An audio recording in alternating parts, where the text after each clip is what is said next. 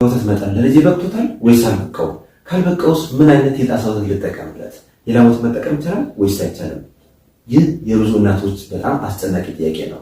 አንድ እናት ጡት ስታጠባ በአግባቡ ከተመገበች ከግማሽ ሊትር እስከ 1 ሊትር ማምረት እንደምትችል ከዚህ በፊት አንድ ሌላ ቪዲዮ ሰርቼላችሁ ነበር። እንዲሁም የጡት ወተት መጠን መጨመር የሚችሉ ብዙ ዘዴዎች አሉ። ሆኖም ግን በትክክል አንድ እናት የምታጠባው ነገር ለልጇ በቅቷታል ማወቅ የምንችልበት 5 ዘዴዎች አሉ። እነዚህ ዘዴዎች ዛሬ እነግራችኋለሁ። እስከ መጨረሻው የቪዲዮ ተመልከቱ። ሰላም ጤና ይስጥልን። ዶክተር ፋሲል የህፃናት ስፔሻሊስት ሐኪም ከብሩኪስ ልዩ የህፃናትና ታዳጊዎች ክሊኒክ። ብዙ እናቶች የሚጠይቁ ጥያቄ ምንድነው? የጡቴ ወተት መጠን ትንሽ ነው፣ ሳሉ በጣም ትንሽ ነው የሚወጣው፣ ለልጄ እየበቃው አይደለም እያሉ ይጠይቁኛል። ታዲያ ይህ ነገር እንዴት መፍታት እንችላለን? በትክክል ማወቅ የምንችልበት ወደ 5 ክራይቴሪያዎች አሉ። አንድ ልጅ በትክክል የጡት ወተት ካገኘ ራሱን የሚያሳዩ ምልክቶች አሉ፣ ካላገኘ ደግሞ የሚያሳዩ ምልክት አለ። ታዲያ እነዚህ ምልክቶች ምንድን ናቸው? እነዚህ መሰረታዊ ናቸው። ሁሉም እናቶች፣ ሁሉም የሚያጠቡ እናቶች ማወቅ ስላለባቸው ይህ ቪዲዮ ለብዙዎች እንዲደርስ ላይክ፣ ሼር፣ ኮሜንት አድርጉ። ጥያቄ ካላችሁ ኮሜንት ሴክሽን ላይ አስፍሩልን። ለብዙዎች እንዲደርስ ይህ ቪዲዮ እስከ መጨረሻው መመልከት ወይም ማየት ይኖርባችኋል። አልጎሪዝሙ ያንን ይፈልጋል። ሌላው በዛሬ ቪዲዮ ነገራችሁ ነገር ደግሞ የእናት ጡት ማለብን ይቻላል። ከታለበ በኋላስ ምን ያህል ሰዓት መቀመጥ ይችላል? ለምሳሌ ታልቦ በቤት ቴምፕሬቸር በኖርማል ሩም ቴምፕሬቸር ምን ያህል ሰዓት ይቀመጣል? ፍሪጅ ውስጥ ምን ያህል ሰዓት ይቀመጣል? ፍሪጅ ከተደረገ ወይም በረዶ ከሰራ ደግሞ እስከ ምን ያህል ጊዜ መጠቀም ይቻላል የሚለውን በዛሬ ቪዲዮ ነግራችኋለሁ። እስከ መጨረሻው ተመልከቱ። አንድ ልጅ በትክክል የእናት ጡት ወተት መጠን ያገኘ ከሆነና በደንብ ከበቃው በእጁ ማወቅ ይቻላል። የመጀመሪያው ክራይቴሪያ እጁን ተመልከቱ። በጣም የራበው ልጅ እጁ ሁልጊዜ ጭምቅ አድርጎ ነው የሚያሳየው። በምስሉ ላይ እንደምትመለከቱት ሲያለቅሱም ወይም ሲናደዱ ወይም ሲረባቸው እጃቸው ጭምቅ ያለ ሲሆን ልክ ሲጠግቡ ደግሞ ሪላክስ ያደርጋል። መፍታታት ይጀምራሉ። እንቅልፍ ሊወስዳቸው ይጀምራል ማለት ነው። ስለዚህ በበቂ መጠን ጡት ካገኙ ልጆች ይተኛሉ፣ በቂ ረፍት ያገኛሉ። ቢያንስ ለ3 ሰዓት ለ2 ሰዓት መተኛት አለባቸው። ከዛ በፊት ቶሎ ቶሎ የሚነቁ ከሆነ ግን በትክክል ጡት ወተት አልበቃውም ማለት ነው። ስለዚህ ሁለተኛው ክራይቴሪያ በቂ እንቅልፍ ማግኘት ነው። በቂ እንቅልፍ የሚባለው ህፃናት እንደየህፃናት ቢለያይም እንቅልፋቸው የሚረብሻቸው በጣም ብዙ ምክንያቶች አሉ። ህፃናትን ወዳቸው ውስጥ አየር ሲወጥራቸው ሊረብሻቸው ይችላል። ካካቸው አልወጣ ሲል ሊረብሻቸው ይችላል። ድምፅ ሊረብሻቸው፣ ብርሃን ሊረብሻቸው ይችላል። ስለዚህ ብዙ ምክንያት አለው። ግን በአማካኝ አንድ ልጅ በትክክል ከጠባ በትንሹ 2 ሰዓት በጣም ቢበዛ ደግሞ ለ3 ሰዓት እና ለ4 ሰዓት ሊተኛ ይችላል። ሆኖም ግን ጨቅላ ህፃናት በተለይ ደግሞ እድሜያቸው ከ3 ወር በታች ከ2 ወር በታች ከሆነ ከ3 ሰዓት በላይ እንዲተኙ ባትፈቅዱላቸው እመክራቸዋለሁ። ቀስቅሳችሁ ቶሎ ቶሎ ማጥባት ይመከራል። ለምን? በትክክል ኪሏቸው እንዲጨምር ማለት ነው። ስለዚህ ሁለተኛው ክራይቴሪያ በቂ እንቅልፍ፣ የተረጋጋ እንቅልፍ ማግኘት። በቂ እንቅልፍ ካላገኙ ግን የሆነ ችግር አለ። እሱን የጤና ባለሙያ ቀርባችሁ ማማከር ተገቢ ነው የሚሆነው። ሶስተኛው አንድ ልጅ በትክክል የጡት ወተት ማግኘቱን የምናውቅበት ክራይቴሪያ ደግሞ በትክክል ኪሎ እየጨመረ ይሄዳል። ህፃናት በአማካኝ ኪሎቸው ሲወለዱ ከ2.5 እስከ 4 ነው። ይህ አማካኝ የምንለው የወሊድ ክብደት ሲሆን አንድ ህፃን ልጅ በትክክል የጡት ወተት ካገኘ ልክ ከ4 ወር እስከ 5 ወር ባለው ጊዜ የተወለደበትን ኪሎ እጥፍ ያድጋል። ያ ማለት 3 ኪሎ የነበረው ልጅ 6 ኪሎ ይሆናል። 2 ኪሎ የነበረው ልጅ 4 ኪሎ ይሆናል። ይሄንን በአግባቡ መከታተል ተገቢ ነው የሚሆነው። በነገራችን ላይ እኛ ሀገር አልተለመደም እንጂ ባደጉት ሀገራት ህፃናት ገና ከተወለዱ ጀምሮ ቋሚ የሆነ የእድገት ክትትል ያደርጋሉ። የቁመትን፣ የኪሎ፣ የሰውነታቸውን ሳይዝ ቼክ ይደረጋል። ስለዚህ በአግባቡ ህፃናት ገና ከተወለዱበት ጊዜ ጀምሮ የህፃናት ስፔሻሊስት ሐኪም ጋር ቀርቦ ማሳየት፣ ማስመርመር፣ ክትትል ማድረግ ተገቢ ነው የሚሆነው። በነገራችን ላይ ይህን አገልግሎት ማግኘት ከፈለጋችሁ፣ የእድገት ክትትል አገልግሎት ማግኘት ከፈለጋችሁ ከታች ባሉ ስልኮች ደውላችሁ ብሩኪስ ልዩ የህፃናትና ታዳጊዎች ክሊኒክ ላይ አገልግሎት ማግኘት ትችላላችሁ። ስለዚህ ሶስተኛው ክራይቴሪያ ኪሎ በትክክል እየጨመረ ከሆነ ነው። ስለዚህ አንድ ልጅ በትክክል እንዲያድግ 4 መሰረታዊ ነገሮች ያስፈልጉታል። ይህን ነገር በባለፈው ቪዲዮ ሰርቼላችኋለሁ። ታስታውሱ ከሆነ የመጀመሪያው ምግብ ነው። ምግብ እንግዲህ ከእናት ጡት ወተት ይጀምራል። የእናት ጡት ወተት በበቂ መጠን እስከ 6 ወር በደንብ ማግኘት ይኖርባቸዋል።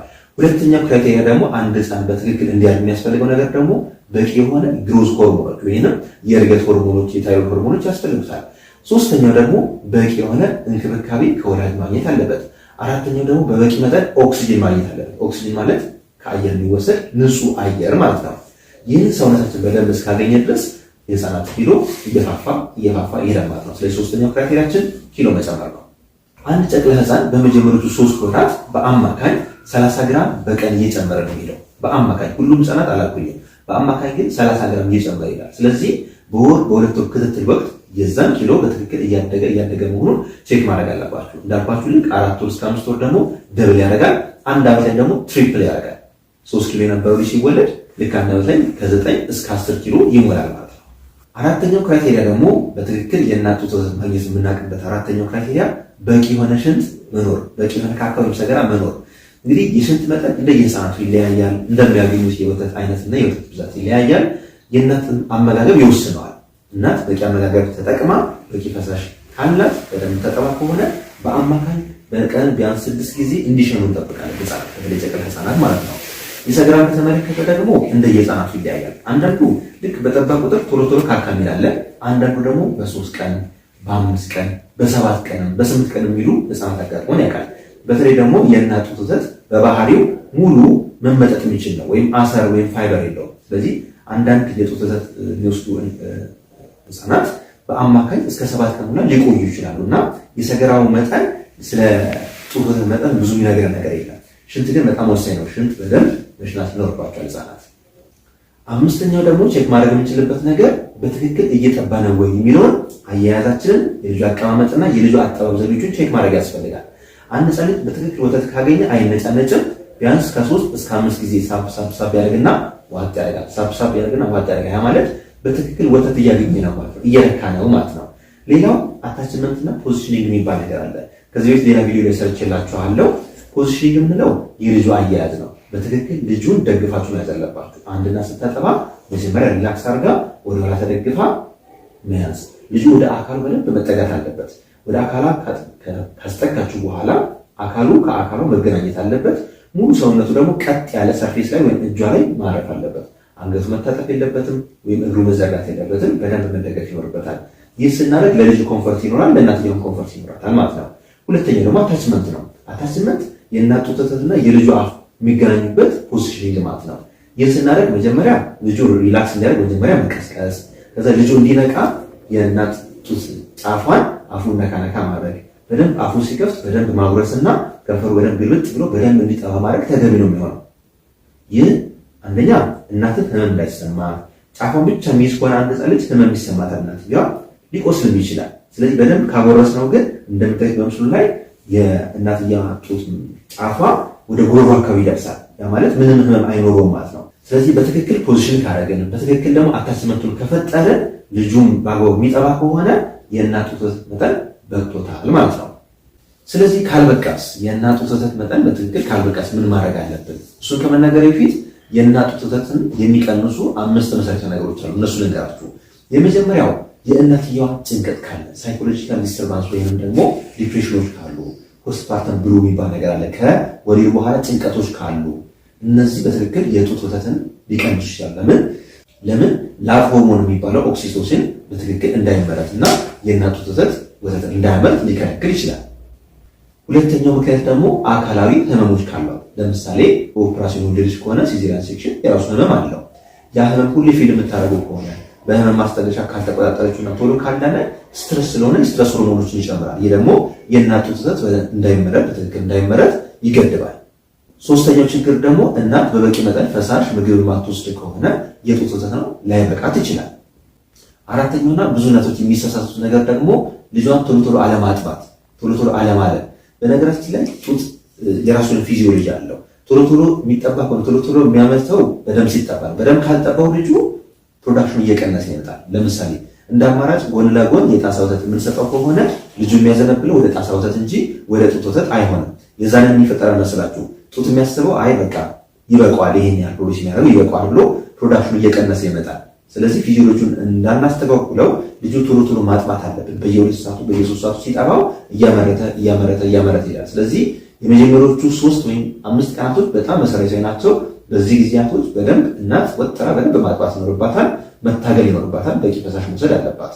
ተጨማሪ መረጃዎች ደግሞ ማግኘት ከፈለጋችሁ ከዚህ በፊት ሌላ የሰራሁላችሁ ቪዲዮዎች አሉ። በተለይ የጡት ወተት መጠን የሚጨምሩ 6 ዘዴዎች የሰራሁት ሌላ ቪዲዮ አለ፣ እሱን መመልከት ትችላላችሁ። በመጨረሻ የምነግራችሁ አንድ እናት የታለበ ወተት ቢኖራት ምን ያህል ጊዜ መጠቀም ትችላለች የሚለው ነው። በሩም ቴምፕሬቸር ወይም ደግሞ በኖርማል ቴምፕሬቸር በክፍል ባለ ቴምፕሬቸር እስከ 4 ሰዓት መጠቀም ይቻላል፣ የታለበ ወተት ማለት ነው። ሁለተኛ ደግሞ ፍሪጅ ውስጥ የምናስቀምጠው ከሆነና በአማካኝ የፍሪጁ ቴምፕሬቸር 4 ዲግሪ ሴንቲግሬድ ከሆነ ከ3 እስከ 4 ቀን ብላ መቆየት ይችላል። ፍሪዝ ከተደረገ ያማት በረዶ ከሰራ ግን እስከ 6 ወር ይብል ፍሪጅ ውስጥ ተቀምጦ ከ6 ወር በኋላ አሙቆ መስጠት እንደሚቻል የሲዲሲ ጥናት ይጠቁማል። ይህ ሲዲሲ ፕሬዘንት ያደረገው መረጃ ነው። እንግዲህ በዚህ መረጃ መሰረት መጠቀም ትችላላችሁ። ጡታችሁ በደንብ የማያመርት ከሆነ ማለብ እንደ አንድ አማራጭ መጠቀም ትችላላችሁ ማለት ነው። አልቦ ማስቀመጥ ይቻላል። ስለዚህ የአንድ ልጅ በትክክል ወተት ካላገኘ ግን የመጨረሻ አማራጫችን ከሆነ ግን የጣሳ ወተት መጠቀም ይቻላል። የላም ወተት ግን በፍጹም ከአንድ ዓመት በታች አይመከርም። በጣም ከአቅማችን በላይ ካልሆነ በስተቀር የላም ወተት በጭራሽ አንመክርም። የትኛው የጣሳ ወተት እንጠቀም የሚለው የብዙዎች ጥያቄ ነው። ይህንን አልነግራችሁም። እናንተ ራሳችሁ ለልጃችሁ የተመቸውን የጣሳ ወተት ቼክ አድርጋችሁ ሞክራችሁ መወሰን ትችላላችሁ እንጂ ይሄኛው ብራንድ ከዚህኛው ብራንድ በተለየ ሁኔታ ለልጁ ይጠቅማል የሚል የተለየ ብራንድ ሪኮሜንዴሽን የለኝም። ለልጁ የተመቸው አንድ የጣሳ ወተት መምረጥ ትችላላችሁ። ሆኖም ግን ሁሌ የምናስተምረው የእናት ጡት ወተት ቤስት የሚባል ምግብ ነውና እባካችሁ ከጣሳ ወተት ይልቅ የእናት ጡት ወተት ላይ ፎከስ ብታረጉ ትኩረት ብታረጉ እመክራችኋለሁ። ስለዚህ የጣሳ ወተት ፕሪፈረንስ የለንም ማለት ነው። እንግዲህ ለዛሬ ያለኝ መረጃ ይህን ይመስላል። ጥያቄ ካላችሁ ኮሜንት ላይ አስፍሩልን። በተቻለ መጠን ለሁሉም ጥያቄ መልስ ለመስጠት እንሞክራለን። ዶክተር ፋሲል ነኝ፣ የህፃናት ስፔሻሊስት ሐኪም። መልካም ጊዜ